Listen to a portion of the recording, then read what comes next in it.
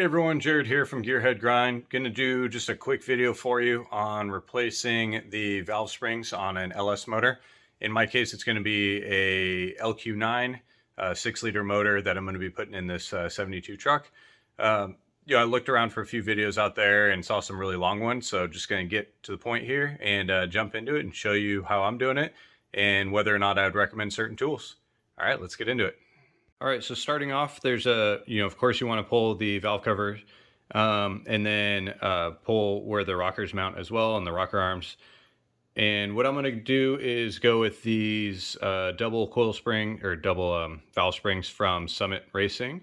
And the kit came with everything you need from the seals, the retainers, the tops, all that as well. Yeah, the seals for the actual valves themselves as well, which is nice. I even bought those separate, and then I realized that they came in the kit. You'll also need something to compress the valve springs. And then I have a few other tools just in case valve drops or something like that, because I'm doing it all with the head still on the motor, so that way I don't have to replace the head gaskets just yet. They seem to be in good condition. And I don't even have the motor on a proper stand. It's actually just at a kind of nice height to do this right now. So there's a lot of DIY ways to do this. You can even, if you have a welder, you can make like a stout piece of metal that goes between the two bolt holes here. And then I've seen a good one with you weld on like a C-clamp. You cut a C-clamp and weld it on, and then you can depress the valve springs with that. You can even like get a bolt with washers and make like a little lever arm with a pickle fork or something to do it that way. I bought a simple kit off Amazon. I will say it is working, but it is not the best. Basically, it has this little, these double pieces. It works with a few motors, and it just goes in place here. And I'm going to try to do this one-handed, so bear with me here. But yeah, you just bolt it in place in the holes here. And what I've been doing, I found this works best, is basically get these ones where they are finger tight-ish, but that the main bolt here will still move around. That's good. And then you take your top plate here, and there's two sides of it. There's the cutout here and then the flat side. So I've been doing the cutout down, and that kind of makes the top of the valve springs here sit into that cutout. And then I've upgraded this kit. I did these roller washers that you can see here, thrust bearings or thrust washers, and because I'm doing this a bunch of times and want to make sure the hardware stays good. And I don't know, I saw people recommend it, and it's been working out pretty well so far, because I can put input into this bolt without having this piece want to rotate too much. Same with the top mounting here. So the reason I don't tighten these down too much is because it's actually helpful to have this move around a little bit, so that way I can align this plate with the valve springs properly. If you tighten down the top one too early, then I was seeing that I was getting slightly out of alignment. Whereas this way, it can move around a little bit just to adjust for it being out of whack at all.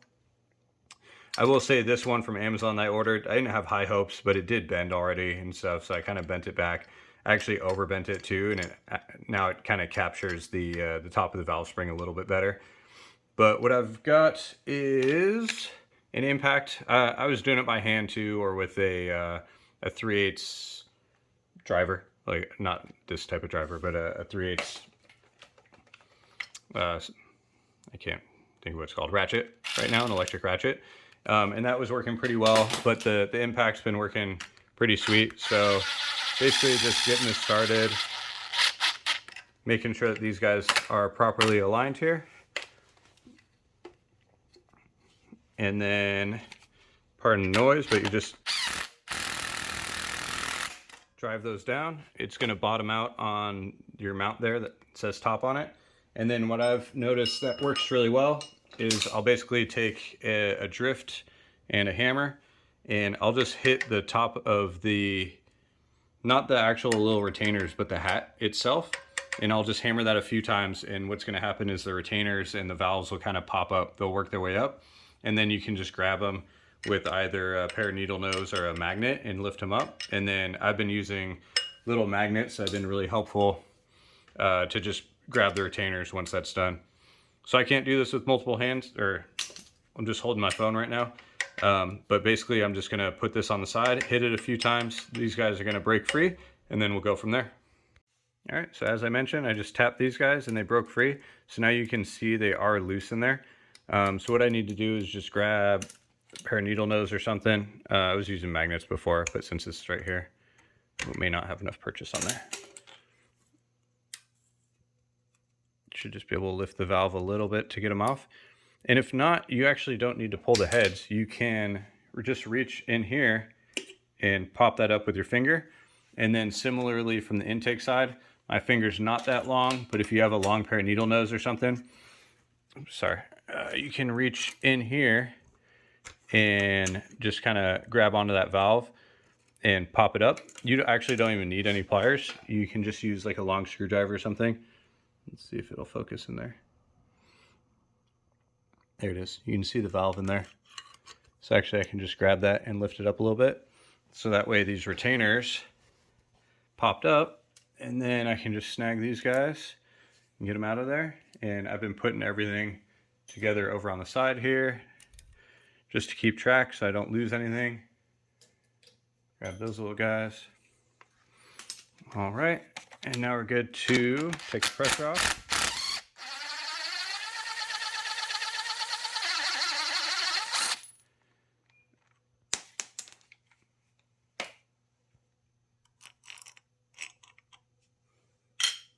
Okay, and then you just pop the valve springs off here.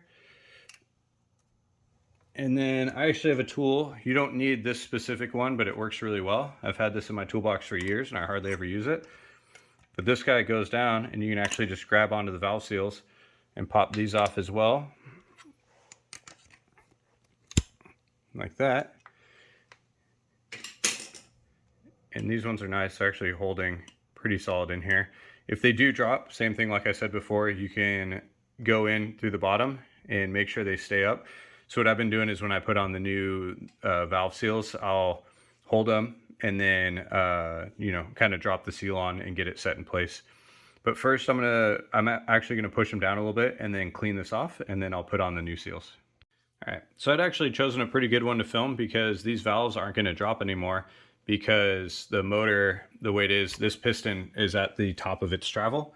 So that actually makes it a lot easier to do these ones because the valves aren't gonna wanna drop more than, a little bit or so. So what we can do is we'll put our little base there for the seals. That's what the valve spring is gonna sit on. So these ones are 2-piece instead of the 1-piecers that come with the OEM motor.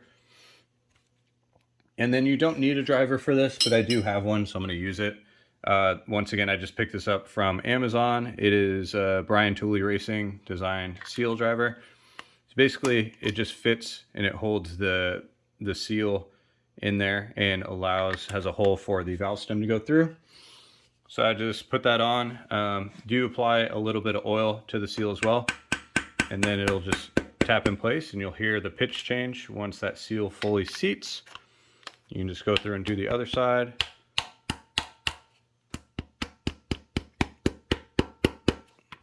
Once again, pitch changes, that fully seats on there. Then we're ready to take our new valve springs. We're gonna drop those on. Sorry, I keep filming from the side there. So we're gonna drop both these guys on. You grab the other one here.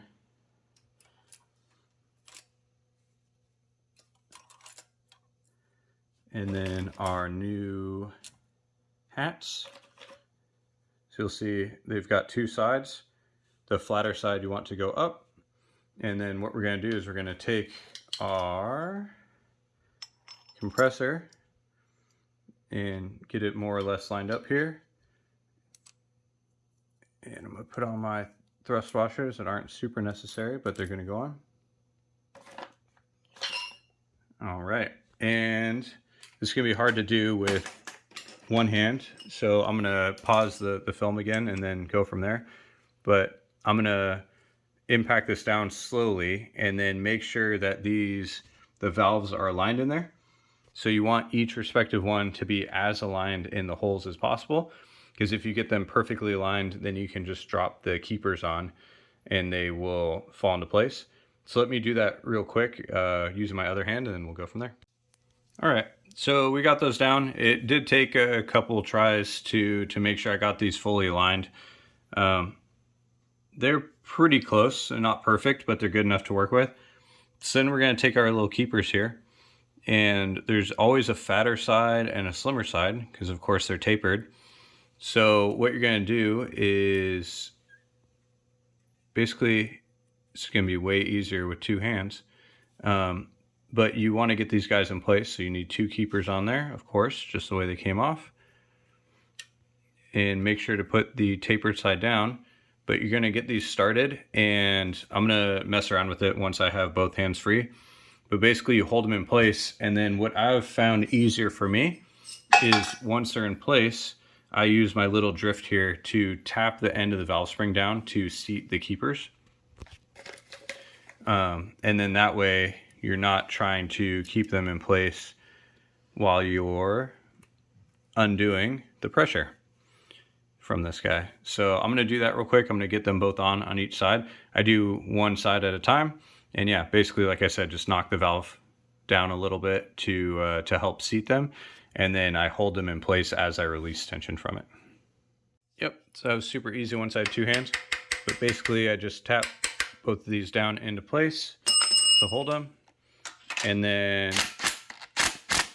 basically, I'm gonna put my fingers on as I do this. I just need another hand to hold the trigger here. But I'm gonna keep pressure on them as I relieve tension from the compressor. And that way the keepers should stay in place.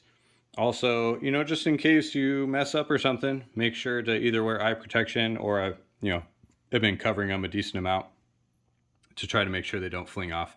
I haven't had that issue at all, but you never know. And then you just remove your plate and rinse and repeat. If you want to make sure the valves stay up, you can rotate your motor as you go to try to get the piston in top dead center or close to it to hold those valves up so they don't drop. I haven't really had an issue because I can reach them pretty good through the exhaust and intake ports. So I haven't rotated the motor, but that would be the correct way to do it. All right, I hope that helped. I have already done the other side, as you can see here, nice new valves. And then once this is done, I'm going to go ahead and get the new cam installed. All right, everyone, thanks for checking out the video. Hopefully this helps somebody out there. And yeah, like, subscribe, comment what I did wrong, all that good stuff. Thanks.